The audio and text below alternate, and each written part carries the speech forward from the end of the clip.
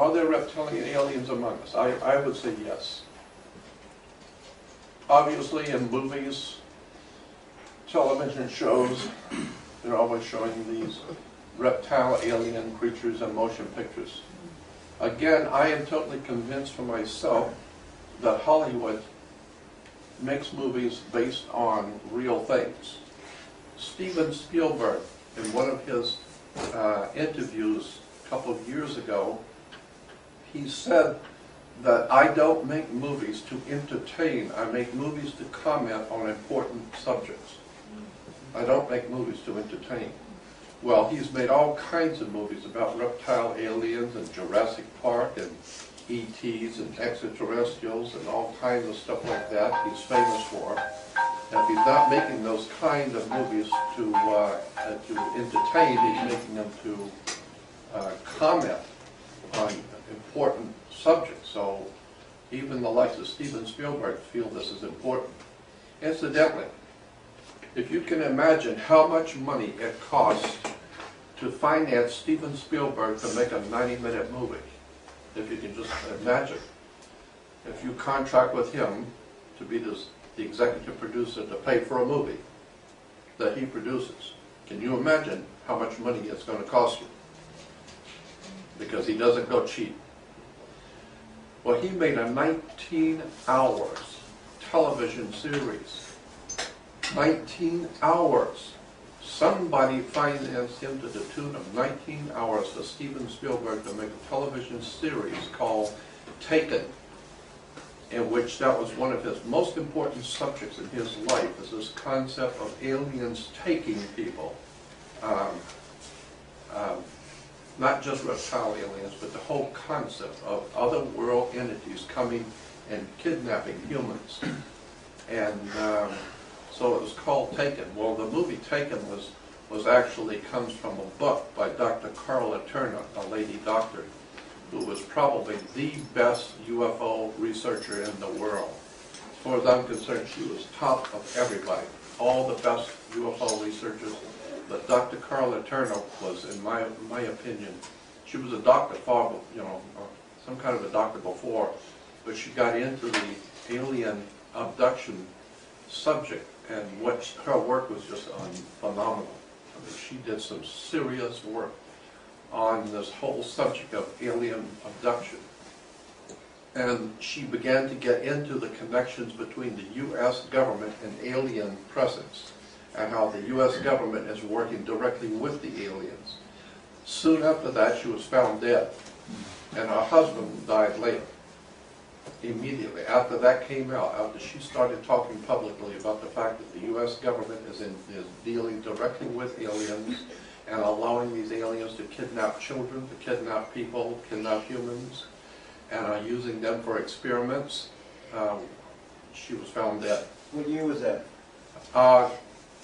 I'm not sure, too many years ago. And I still have her lectures. As a matter of fact, her lectures are on the web right now. Just go to Google video and type in Dr. Carla, K-A-R-L-A, Carla Turner, and listen to her and tell me if it doesn't run chills up and down your spine listening to this lady. She's very, very knowledgeable. She knew what she was talking about.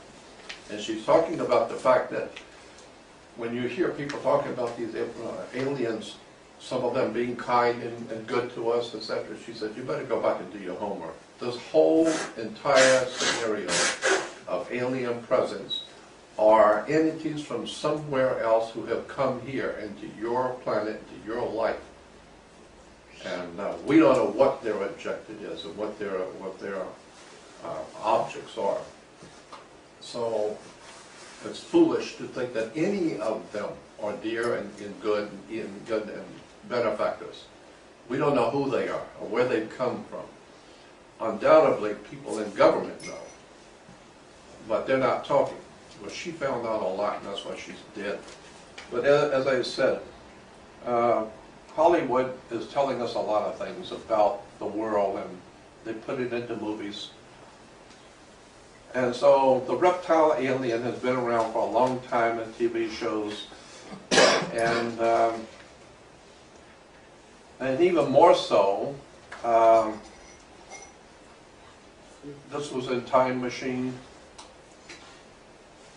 So reptile aliens, and then of course, as you know, in both V, the first movie V, and the second one, these were reptile aliens who presented themselves as beautiful people, highly intelligent, very highly advanced, and the humans were taken in by them, humans wanting to be on the side of the winners. So, and if you remember, I talked about the dawn of a new day in one of my videos, and in V, the second one, they talk about exactly what I was saying they were going to say. They said in V that there was a dawn of a new day in which the whole world was coming under a new world order. And I've said for years that the symbol for the new world order was the dawn of a new day, and the video came out and talked about that months before this came out. So there is something to the idea that Hollywood and government, military, are totally aware that there is an alien connection going on right now in point of fact, and Hollywood is putting it out into movies, military is doing it undercover, and government is acting like there's nothing to it at all. But I think that there's something very, very frightening going on. I think we are being invaded. The whole concept that the reptile aliens look like humans. Well, that's not new. I mean, that's even in the Bible. The Bible says God made man in his own image and likeness. And I've talked to so many rabbis about this subject. First of all, the word God in the Bible, in Genesis 1:1, when it says, in the beginning God created the heavens and the earth, the word God is Elohim. It's a feminine plural. It's not one God. It's gods, more than one. And then when you get into what kind of gods, well, they were supposedly, according to Hebrews, they had scales. They were scaly gods, the Elohim, who created us. So, and we could talk about that too. I've got a lot of stuff on that. But the whole idea is that these reptile aliens are in motion pictures. They're in sci-fi magazines. Of course, they're everywhere. And almost all of them have a ridge on their skulls, a raised flange or a ridge on their heads. I thought that was interesting a long time ago, and I picked up on that and started doing some research on that. That this ridge or this raised part on the head of the skull. Of course, we have the history of reptile aliens, and probably one of the most interesting books. And there's so many books on the history of reptile aliens on the earth. But this one's called Flying Saucers and Dragons, the story of mankind's reptilian past. And this is published by Book Tree Publishing, our dear friends here who publish our books for us in San Diego. It's called Flying Serpents and Dragons. Excellent book on tracing the ancient history, medieval history, and modern day history of aliens interacting with humans, reptile aliens interacting with humans. I mean, all of our stories coming out of the Bible showing reptile aliens. So, you know, we got a hell of a long past of humans' intervention with aliens. Here in the Garden of Eden with Adam and Eve, you'll see the serpent is upright, standing upright, conversing with Eve. Alien interaction and interplay between aliens and humans. One Hebrew Jewish source on the Bible says, were Adam and Eve human? We're all familiar with the Old Testament account of Adam and Eve in the Garden of Eden and how they ate the forbidden fruit.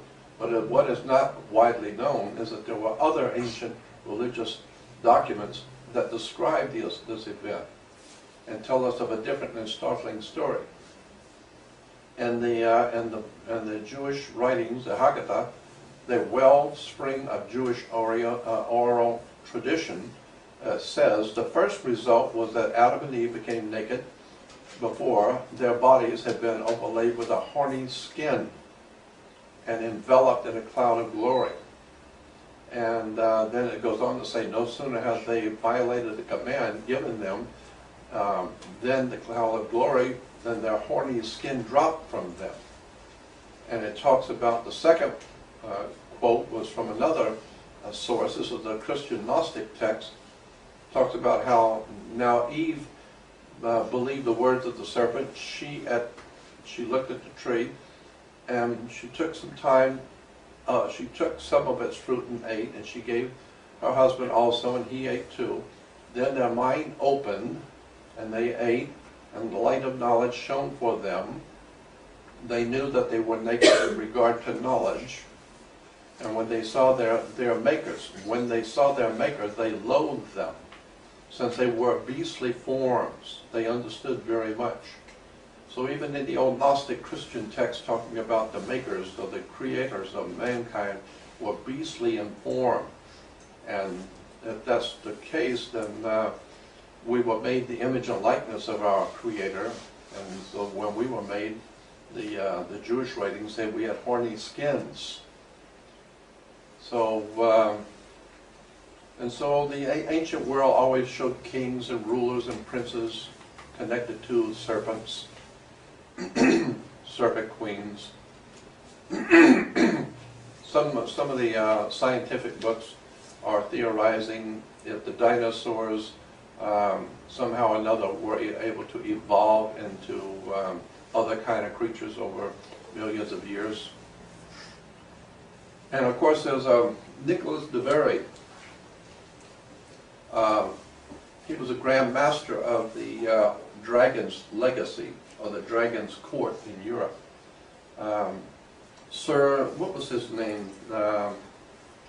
What was the name of that British writer that died, that did all the work on the bloodlines? Do you remember? Who was that? A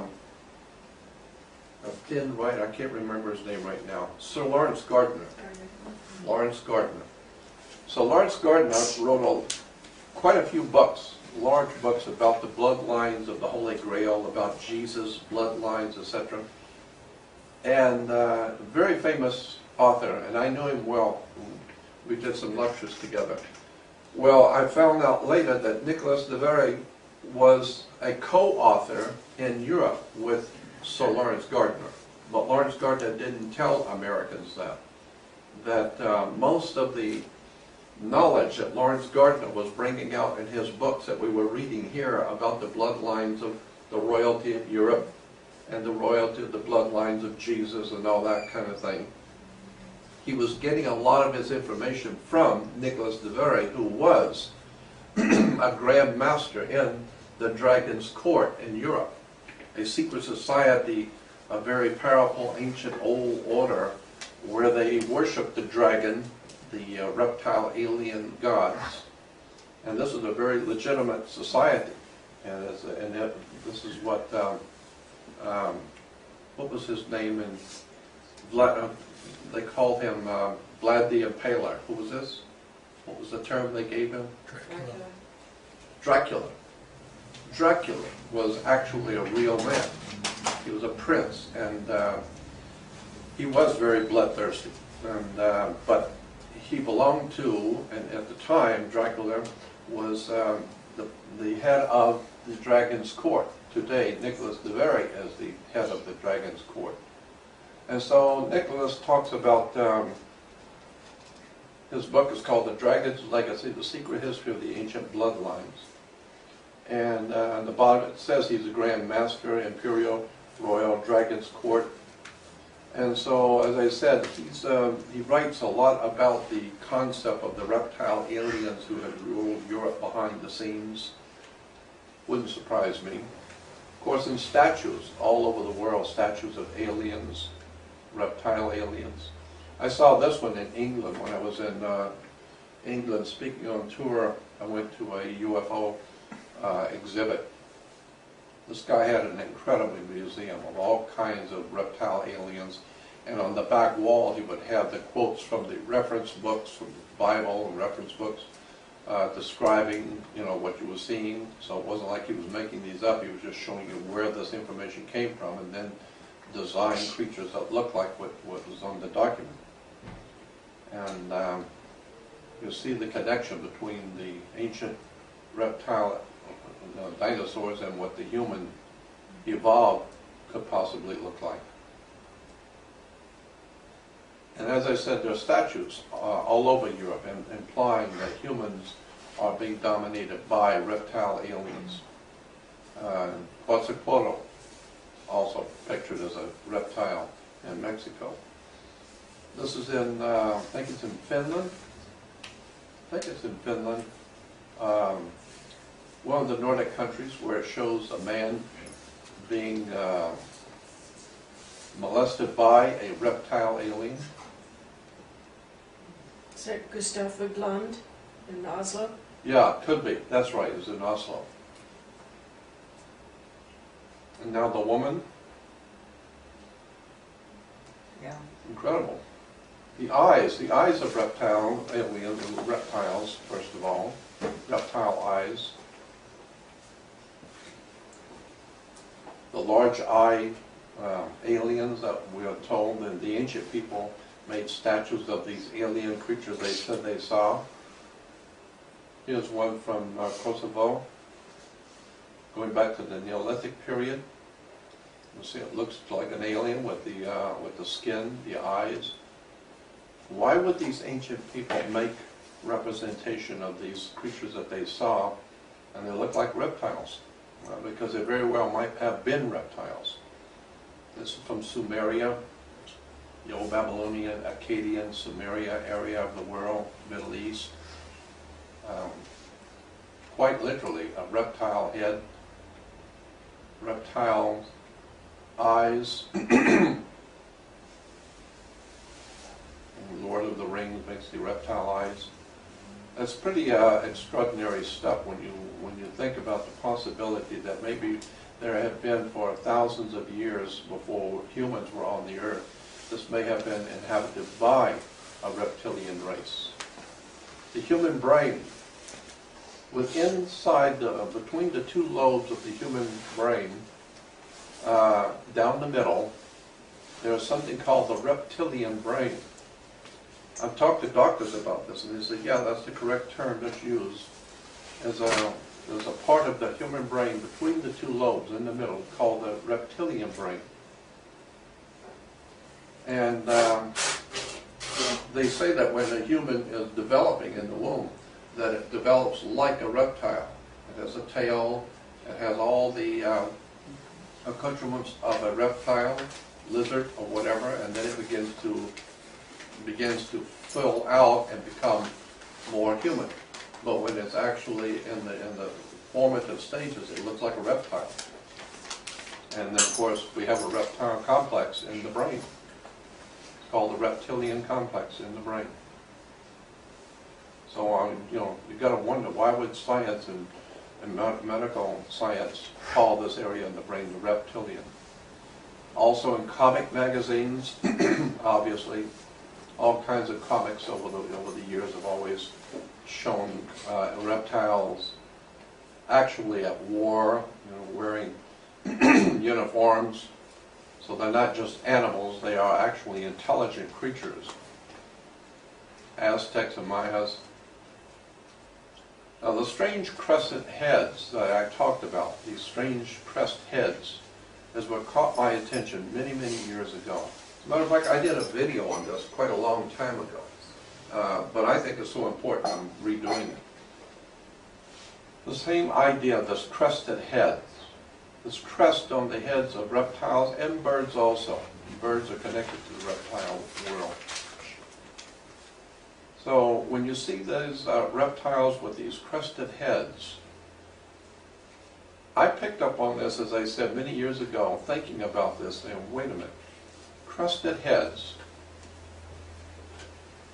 Here's a skull. You see the crest is a natural part of the skull. Natural part of the skull. This is not that important because we see it in all the reptiles until you start applying it to humans.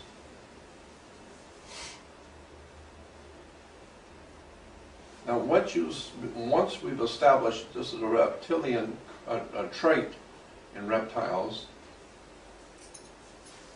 Here is called a helmeted lizard, but you'll see the reptile connection between the reptile alien and the lizard with the crested head. Then, as we saw just before, from Sumeria, you see these reptile gods, men and women, crested heads.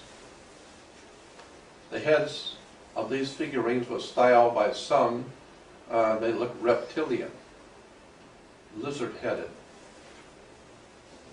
And I'm just of the opinion that people back in the ancient world, were not dreaming this up for Hollywood. They were just making statues of things they've actually seen.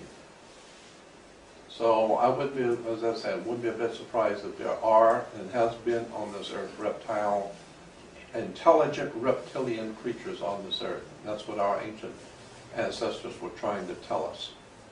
But this crested head bothered me because I see it in not only magazines and cartoons, but then you begin to see it in everywhere.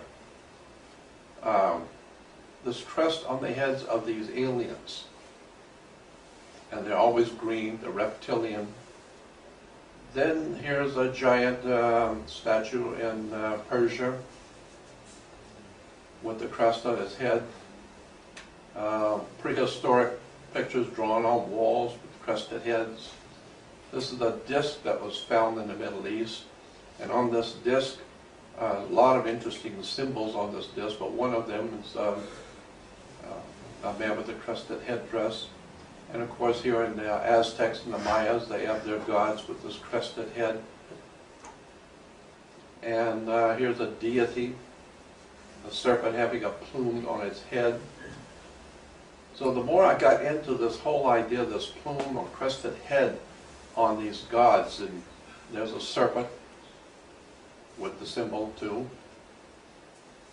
The Aztecs and the Mayas also had their gods had crested headdresses.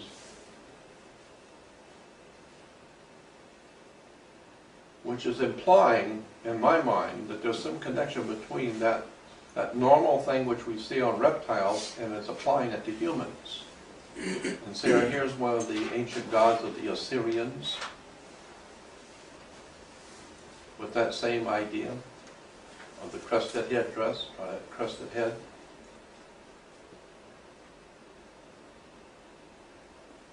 In Africa, some of the gods, modern day. And then, of course, the Greeks and the Romans, their helmets were crested headdresses. So when you think about how this whole idea of this crested head has matured through the ages for thousands of years, and even the Mohawk Indians, the Mohawks had the same style crested headdress.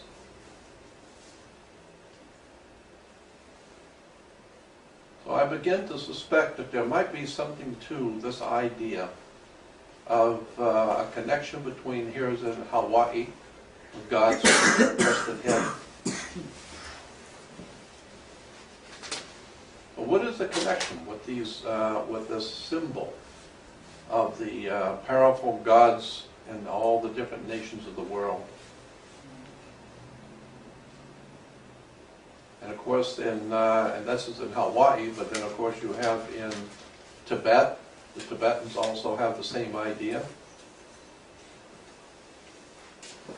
So the question has to be asked, is it possible that there has been some kind of an interfacing of humans with extraterrestrials and reptile aliens? I think so. I think that's what's happened, and I think they're here. Now, I'm totally sure, because I've heard, well, as I said, way too many stories that validate the idea that they are here, but they don't necessarily show themselves to everybody. If they're superior to us, which obviously they are, because they've either been here millions of years before we got here, or they've come here from somewhere else and we haven't gone there, so they're superior to us, wherever they have come from. And when you look into Skinwalker Ranch, which I started talking about before, and the stuff that's actually happening right now today at Skinwalker Ranch with these kind of reptile aliens showing up on people's property. They're getting pictures of them. They're having confrontations with these reptile aliens. Scientists have been out there, news people have been out there, so they do exist. So you've got to explain them somehow. Either they're interdimensional beings, or they've come here from somewhere else, or they've always been here. Maybe we're the new guys on the block, and they've always been here. And we've heard all these stories about underground installations and underground military operations with reptile aliens. I've heard all kinds of stories from military people about that. So I would not be a bit surprised if we are being visited by other entities from other places in the universe, and we have been for a long time. It's just that we're so busy with our everyday lives, we don't take notice. But once in a while, as I said, things will start to happen for you personally. It sounds crazy to people who've never had an experience. But once you've had an experience with something otherworldly, then it becomes very plausible that something is happening here. If you see something in your bedroom, or see an angel, or spirits, poltergeist, demons, whatever, it just implies that your physical world is not the only one that's here. There's something else going on while you're here. Christians know about it, the Jewish traditions know about it, the Hindus and all the other ancient religions of the world talk about the reptile aliens and the gods who created us and all that kind of thing. All I'm saying is the only thing I want to really drive home in this presentation is the fact that there's a very good possibility that humans have a reptilian past, and that whoever it is that's created us very well could be reptile in principle, and have been able to evolve or recreate themselves and are using us today. That's why when I talked with David Icke about this, he had never heard the concept. And I said, I'm not saying it's true. I'm just saying, looking at all the evidence, it begins to look like there's something going on here. So, I am of the opinion that there's, as I said so many times, that nothing you see in this world is what you think it is. Nothing. You're looking at things that you think you understand, and it's not true at all. I mean, our courts do not do what they say they do. The police are not here to do what they say they do. The government does not do what it says it's going to do. Nothing is what you think it is. It's far, far bigger and far deeper. And again, when you get people like Steven Spielberg doing 19-hour television series on a concept of aliens kidnapping humans, he must believe that pretty big to do 19 hours. It's called Taken. You can buy it in the stores. And I don't know if you know this or not, but George Lucas was on television with Spielberg not too long ago, and he said that they were talking about 2012, December 2012, and it was Lucas's opinion, not Spielberg. But Lucas said, and it was his opinion, that 2012 December was the end of the world, as far as he was concerned. The whole world was going to be destroyed. Somehow or another, there was going to be some cataclysmic event that all life on the earth is all going. It's all going to be gone. And when he said that, Spielberg raised his eyes to say, well, it's not me. I didn't say that. He said that. But to have somebody like George Lucas state that in public, that he believes, he's not stupid. And he said, I'm totally convinced that December of 2012, the human race is finished. It's all gone. And what was in the movie is going to be child's play of what's coming. Well, I don't know. I have no idea. My gut feeling is that 2012 is not going to bring destruction. It's going to bring an awakening. And I think it's going to bring some kind of a spiritual awakening that people are not ready for. I don't think people, generally speaking, want to be awakened. So I think that whoever it is that has control over us and over our minds, and obviously somebody does, because somebody is running the whole planet. And no matter how crazy we are, no matter how violent we are, and how stupid we are, the whole world seems to work. Somehow or another seems to work, with all the wars and crime and violence and drugs and shooting people, but the whole world continues to operate. And the rich get richer and the poor get poorer, and things go on. So it shows me that there's some kind of a higher intelligence that's ripping us off, raping us, destroying us. But they keep it running. They keep the circus going, so that they get more children being born, more humans coming into the system.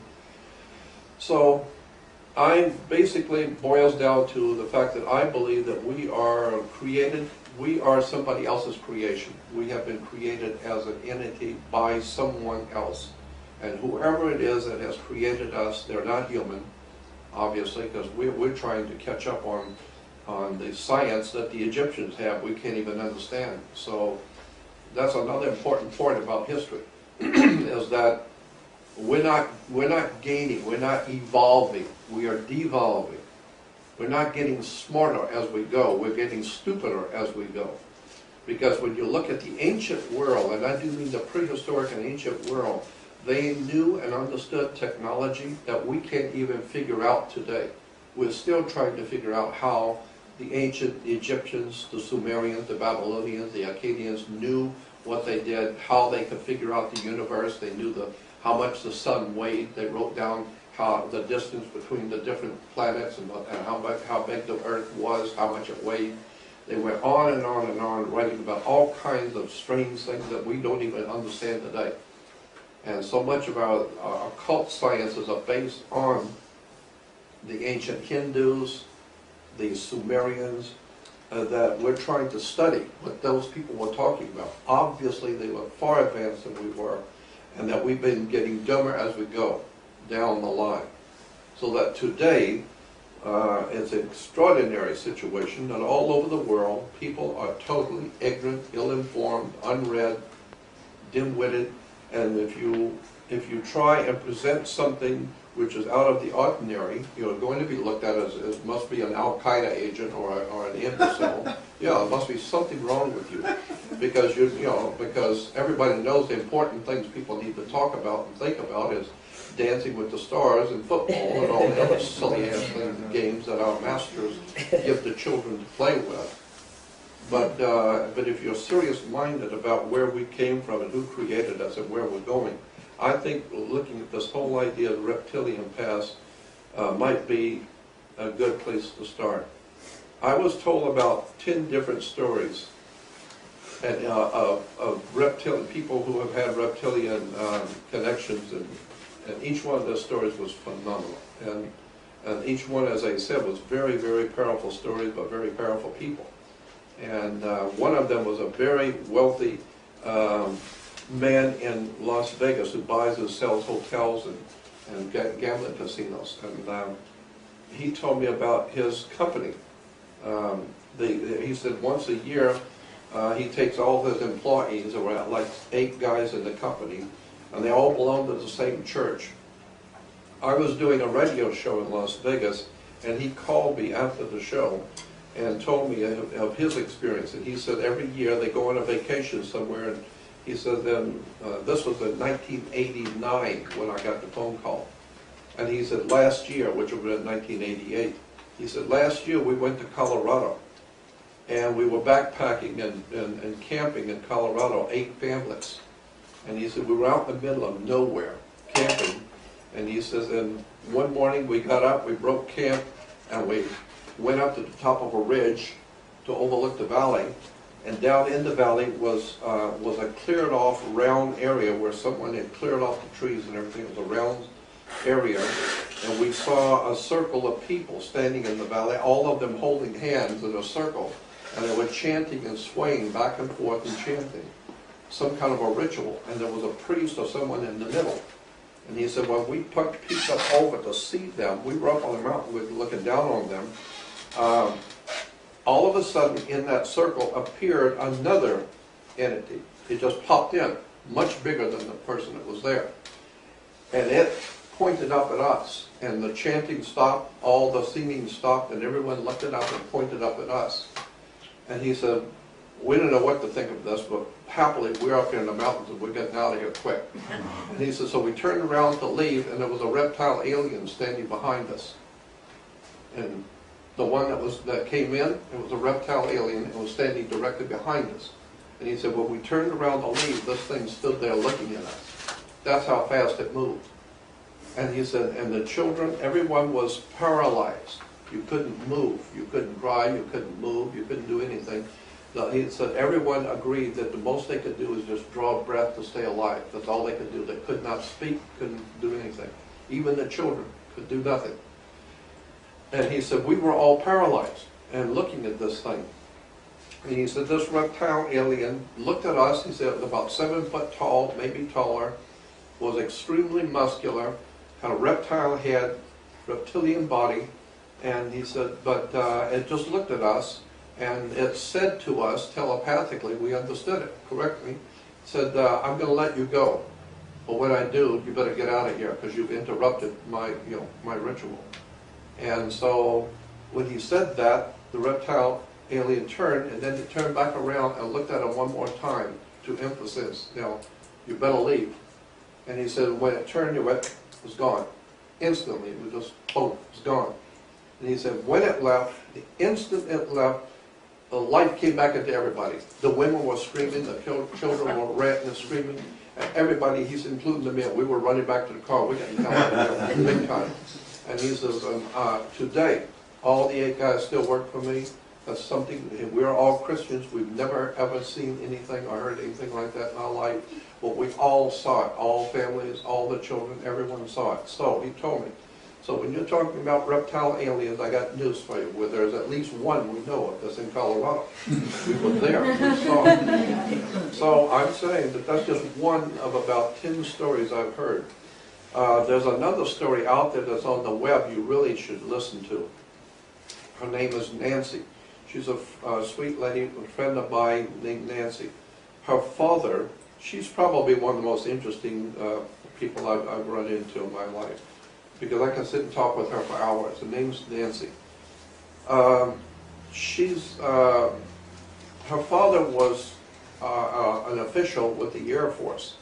He worked in what she called Project Retrievables, which was anytime UFOs came down anywhere in the world. I didn't know this, but until she told me, that anytime UFO activity happens anywhere on the earth, the United States Air Force is in charge. I don't care if it comes down in Russia, they have to call the United States Air Force. They do not send the Russian Air Force, they call the U.S. Air Force. If it comes down in China or Africa, it doesn't matter where it comes down, you call the U.S. Air Force, period. Which tells me that with all this hodgepodge about politics, the U.S. is the boss, period. Bottom line. And you may say what you want to about it, but we are the Army, we got the guns, we got the money, and we are the boss, period. We catch you doing something that you weren't told. That's why the UN is in New York, the Empire State. This is the empire, and we own it. And so, the whole idea is that she said that her father was head of Project Retrievables, and that he would, and there was a situation that no matter where they went in the world, she said, I was never in one place too long. We traveled all over the world, wherever my dad was stationed. And she said, wherever it is that we live, we almost always lived on a base. And she said, she went on telling me about all kinds of reptilian stories that her father told her. And she said, but we always had 2 telephones, and one was a red telephone, and when that phone rang, you were never to answer that phone. If the phone rings, it would only ring a couple of times. It was not to be answered. It was a tip-off. When that red phone rings, that means your father has within 5 minutes to be prepared, dressed, with a briefcase ready to go. Because in 5 minutes from that telephone ring, the military would pick him up. And she said, I've been there many times when that happened. The military knocked on the door, would say nothing. There were no words spoken at all. Everybody knew what they had to do. And he would just walk out, open the door, go down to the car, get in the car, and drive off.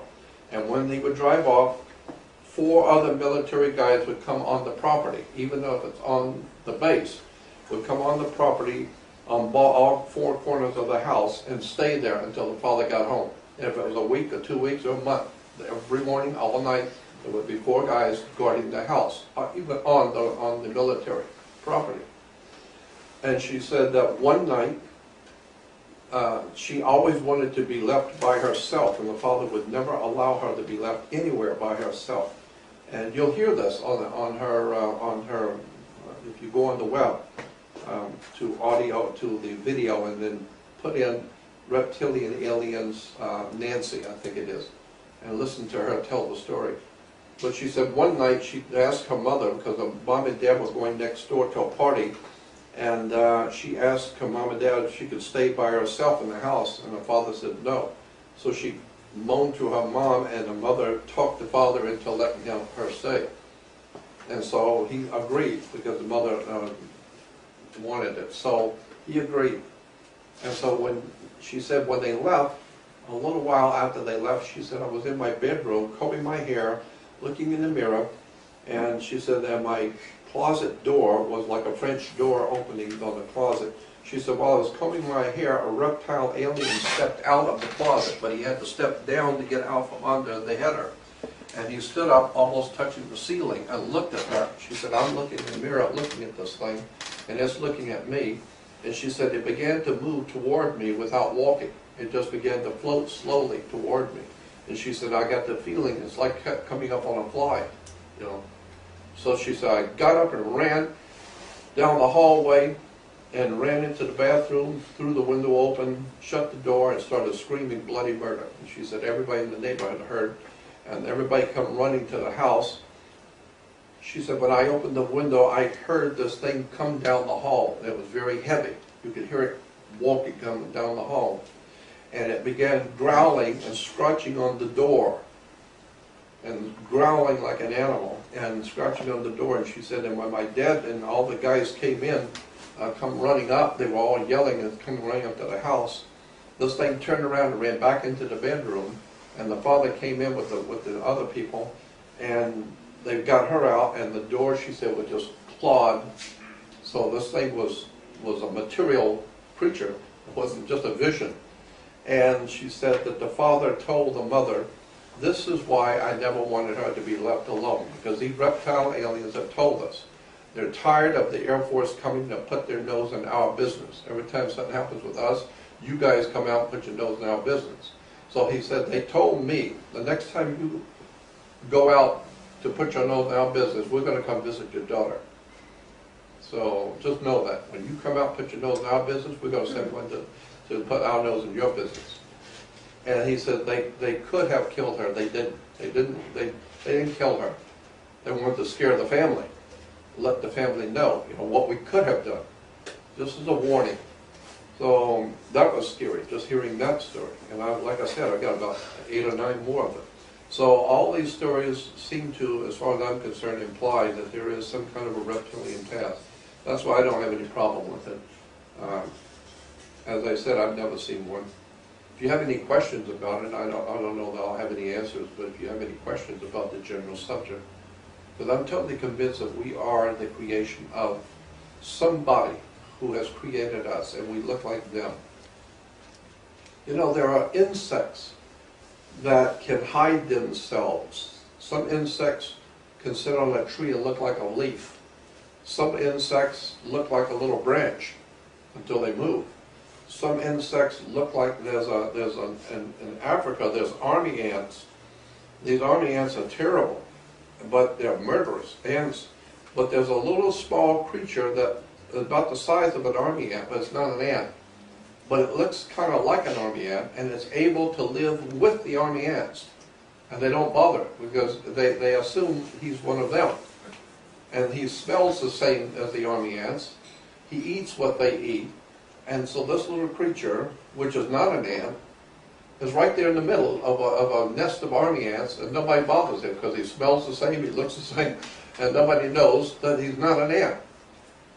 And I think to myself, with animals and insects that can mimic other things around them, who is to say these reptile aliens cannot mimic what we look like if they created us? Who knows what they can do? We know that our government has got technology that can electrically put into your brain things for you to see that are not there. We know that they've been doing that for years. We have all kinds of technology developed to have you see ghosts and entities and stuff. And if all these other people I've talked with in military are right, the U.S. military is involved, in point of fact, with aliens. And Steven Spielberg is saying that, not 19-hour television series. He's also saying it in Close Encounters of the Third Kind. And it shows how the military's out there in the desert, you know, waiting for the saucer to come in. It was no big news to them. They were waiting for it. They were all set up ready. Why? Because they've been doing it for years. And incidentally, in that movie, in Close Encounters, when the flying saucer finally landed and all those military people, the Navy guys got off, that actually was, in fact, based on the fact that those were the people who were lost over the Bermuda Triangle. There have been many Navy people who have been lost over the Bermuda Triangle, and those names are correct, and he put it in the movie.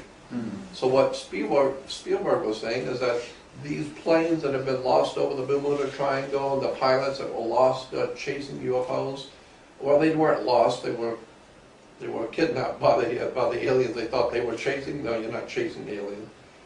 They're getting you to come to them. And so there's a lot of strange things going on in the Bermuda Triangle that defy your imagination.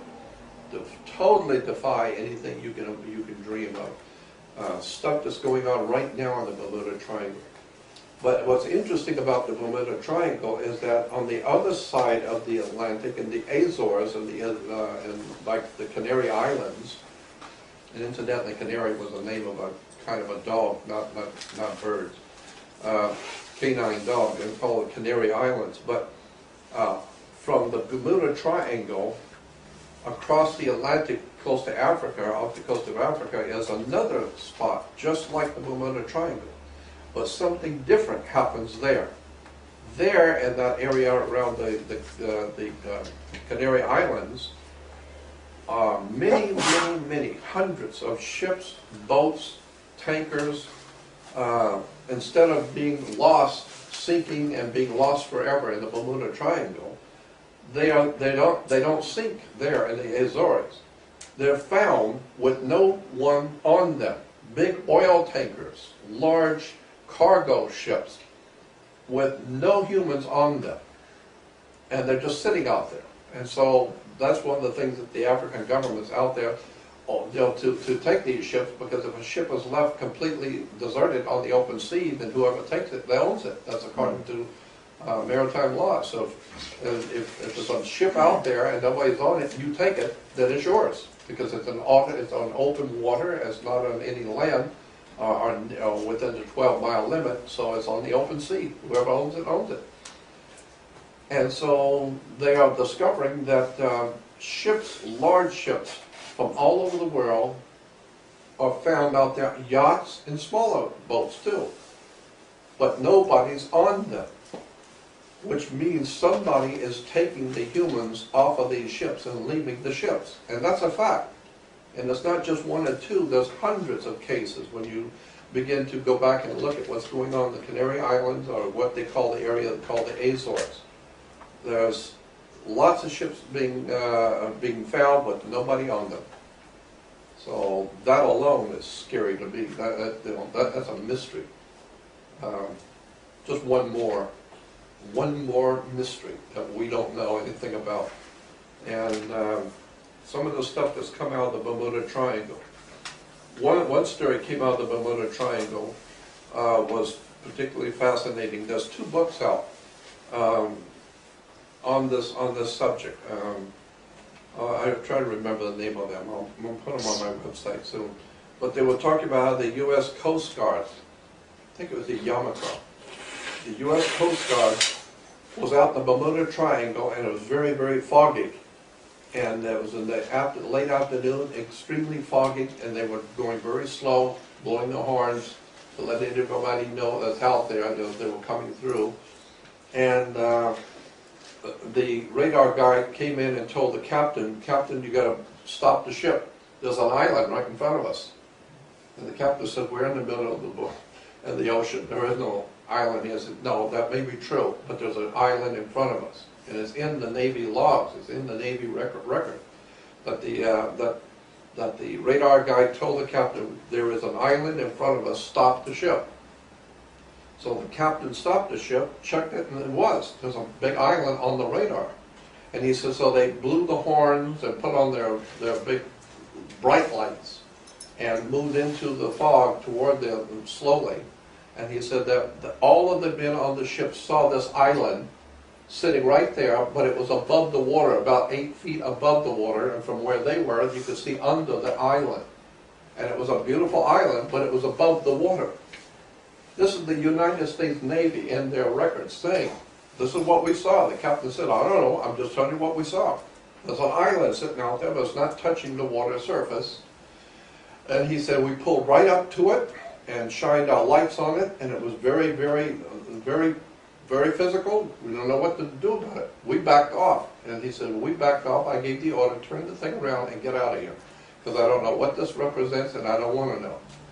So I'm just saying, lots of strange things happened in the Bermuda Triangle.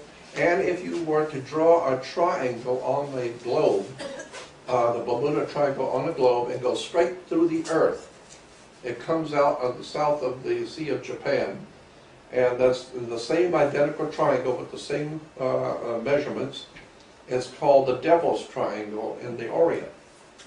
And commercial airlines, Japanese airlines, Korean airlines, many stories about seeing UFOs coming in and out of that triangle, going into the ocean and coming out. Albert Einstein theorized that the Bermuda Triangle was connected to the Devil's Triangle. Well, obviously something's connected because it's doing the same thing, but he said that that was a vortex for extraterrestrials to come in. And it was opened by Nikola Tesla and the Philadelphia experiment. That before the Philadelphia experiment, we weren't seeing this kind of stuff going on. But after the Philadelphia experiment, there was an opening of the time-space continuum. And so somehow or another, there must have been some kind of a protective coat around the earth, whoever created us, put a protective shield around the earth, and we know there are all kinds of shields that protect us from the sun and the rays out there, but there's some kind of a shield that we didn't even know was there that protects us spiritually from other alien civilizations being able to come in freely.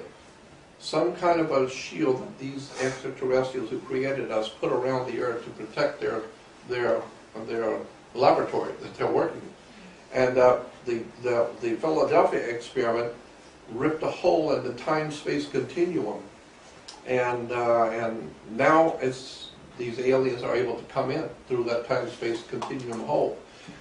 I don't know if you've ever heard his name, but there's a very famous physicist, Tom Bearden. Have you ever heard of Tom Bearden? Okay, well, Tom Bearden is a fascinating man.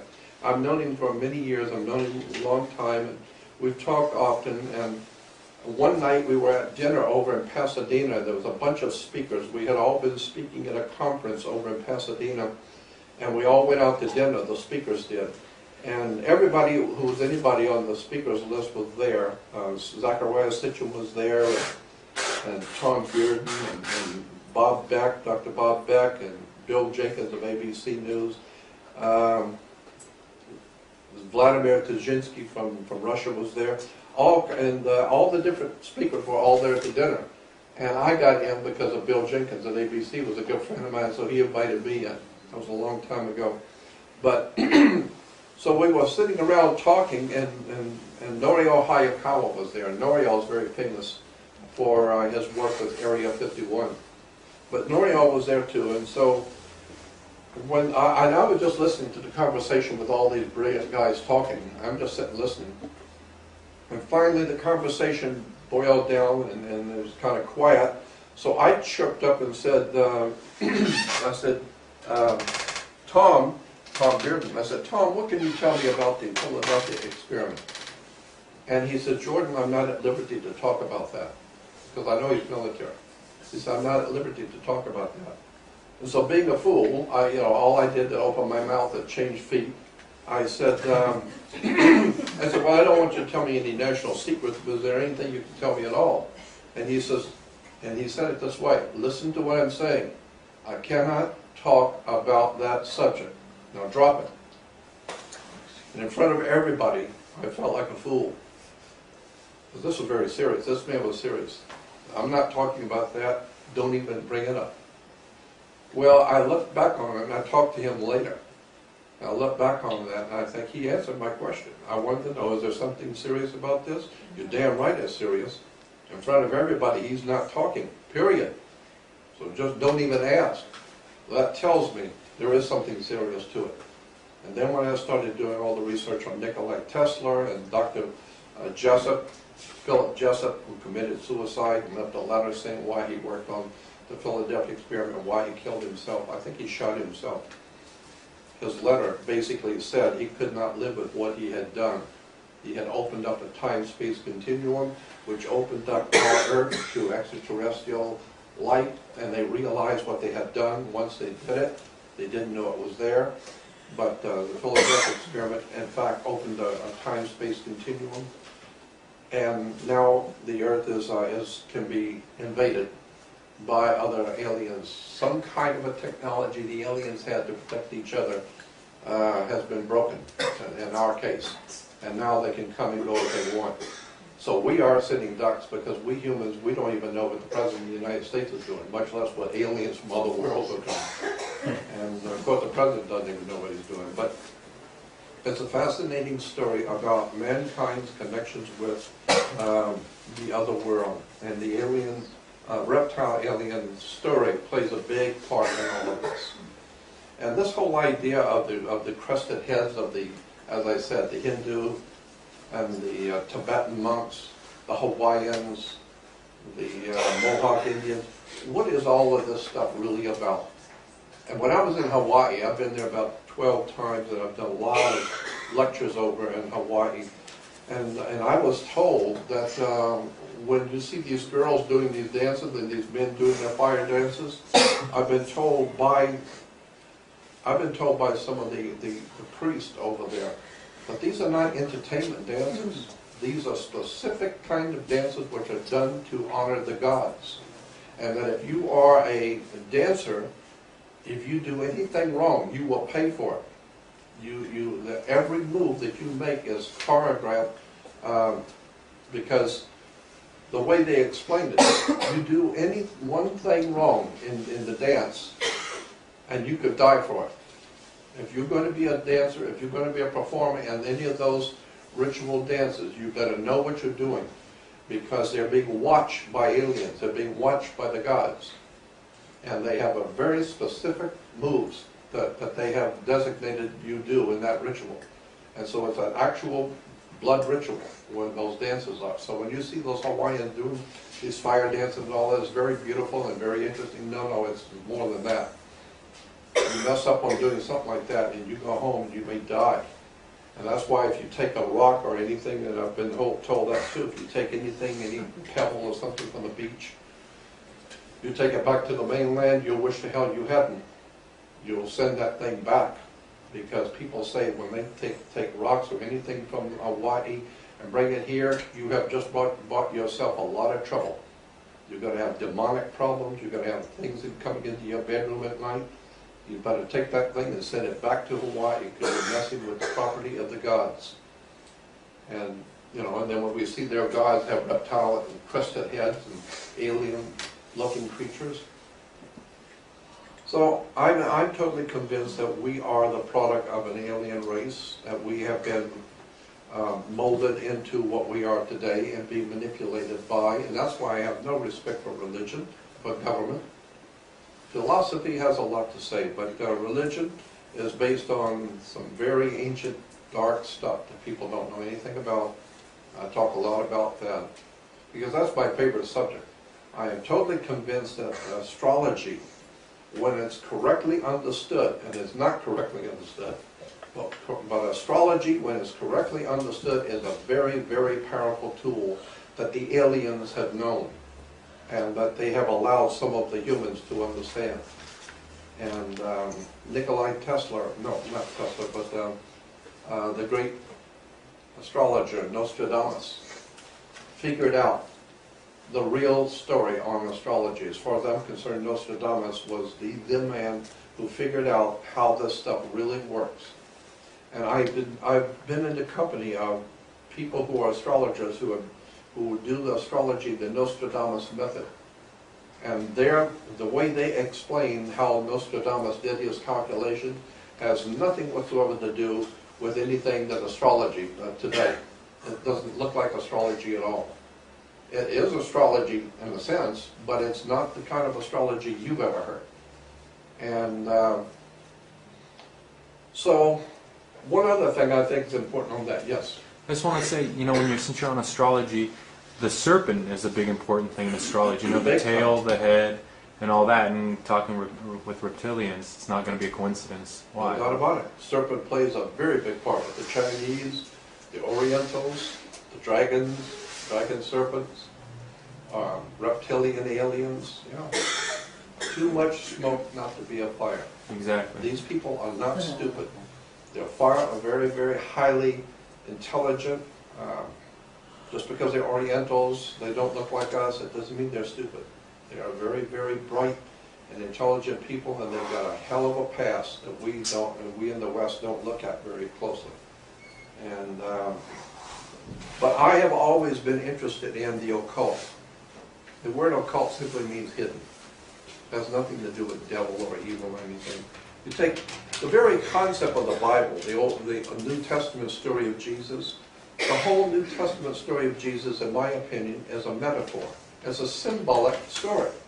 That's why the Bible's called the greatest story ever told. It's a story. It's a symbolic metaphor. It's a story that's telling you something. Like Aesop's fables. You tell a child a fable that teaches him something. We've all heard the story about the tortoise and the hare, the tortoise and the rabbit.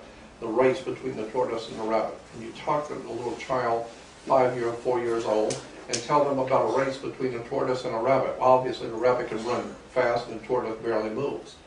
And so the idea was in the story that the tortoise was moving so slow in this race, but the rabbit ran very fast and got right up to the goal line and was so pompous and arrogant he lay down to rest for a while because the tortoise is way back there. And he fell asleep.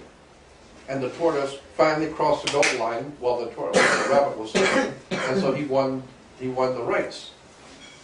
You're explaining that to a child so that the child grows up and understands the principle. Just because you're handsome, good-looking, got plenty of money like Presley, doesn't mean you're going to win the race. You're going to end up dead, at 35 years old, or in a motorcycle accident or something. Just because you have a lot of stuff going for you doesn't mean anything. There are people who are 90 years old, live 3 times your length of your life, and have beautiful families and are very happy.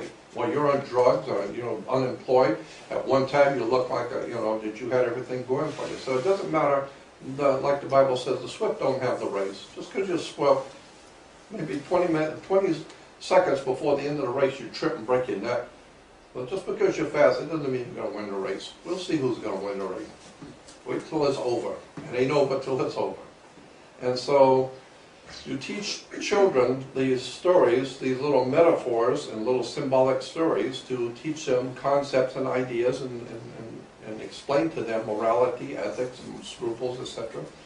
I think that's what the New Testament and the Bible is. I think it's a story that's explaining symbolically a very ancient story. That's why it's called the greatest story ever told.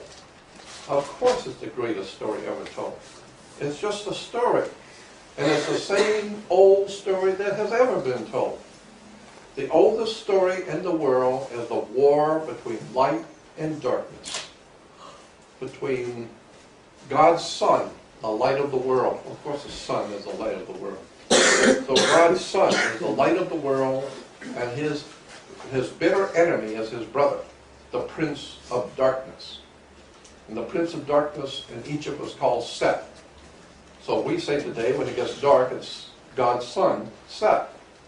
So he's the Prince of Darkness. Now God's Son, who was the light of the world, is going to die. But he promised he would return. Yeah, every morning about 5:30, return. And he promised he would return. But now that he's going to die, he's going to leave the whole world in the hands of the Prince of Darkness. But don't worry, he will come back and he will save us from the Prince of Darkness. And he does. And so we call him our risen Savior. Of course it's risen. 5:30 every morning, that's what the sun does, it rises. And it chases away the boogeyman and the Prince of Darkness. And so it's the war. The Bible story about Jesus is actually a metaphor for the oldest story in the world, the war between light and darkness, between intellectual, spiritual enlightenment and human stupidity, ignorance, and goofball, airhead religion, government, and silly nonsense, and dancing with the stars and football. It's the war between intellectual, spiritual superiority of the human mind to understand. That's why someone who is bright, we say this person's very bright. Bright is a word we're using in relation to light. If he's really bright, we say he's brilliant. Brilliant means very bright light. Why? Because listening to him, it lights up your world. You begin to see things you never saw before. You begin to experience a concept and ideas you never heard before. And then you walk away, wow, I never knew this existed. I never knew that. Never thought about that. Well, that's because the guy's brilliant. And so when you understand how Egypt, the teachings in Egypt about God's Son, the light of the world. Of course, he had 12 helpers. Well, of course, God's Son has 12 helpers. 12 signs of the zodiac, 12 months of the year. And